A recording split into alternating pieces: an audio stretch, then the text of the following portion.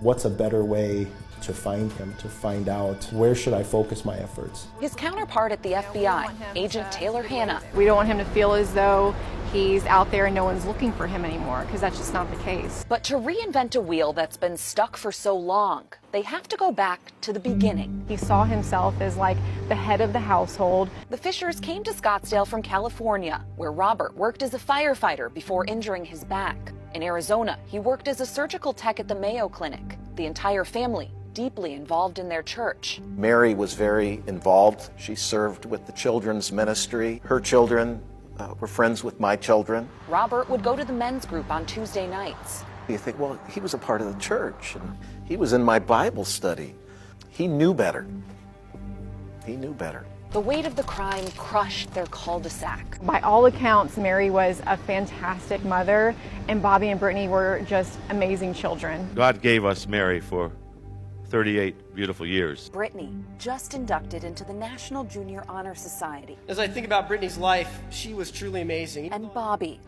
He's a firecracker, that's all he is. From the outside, this was a picture-perfect family. But what people didn't know then, Pastor Cantelmo was counseling Robert and Mary through a rough time in their marriage. They were taking some positive steps forward in the midst of working through issues, but the issues weren't anything radically different than what most people go through at some point.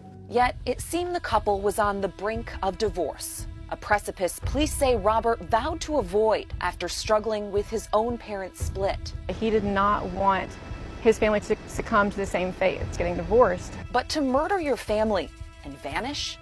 You can come up with 100 reasons, but none of them are good. There's no good answer to the why. Or the where. I am more curious about that 10 days in between. Was he right there in the woods? Did he see the police coming? Did he know his vehicle was going to be found? Anyone who knew Robert then knew this. He was an outdoor kind of guy, an individualist, a survivalist. An avid hunter, versed in Arizona's wilderness, making it tricky for search crews then to know where to start. There's lots of things out here you can eat, lizards, snakes, acorns. It's fairly easy to hide.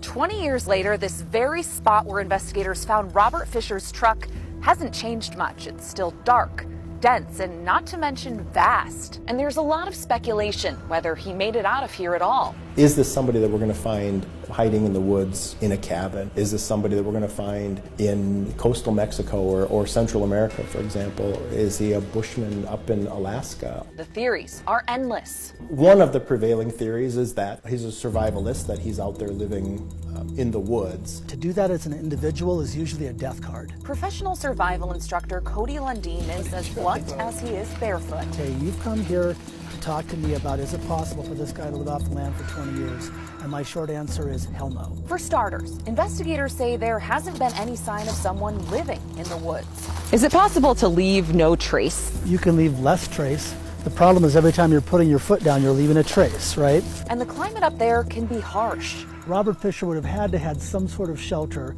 if he was in the woods at all, and this is an example of what he could have built. And why is shelter so essential when you're living in a terrain like that? You know, it's high mountain country. He's going to be dealing with snow, hypothermia, dehydration, etc. It's a no-go. Plus, most people on the lam are likely not focused on lunch. There's not a lot of fat to live off on the land out here in Arizona. This is about a time of year when Robert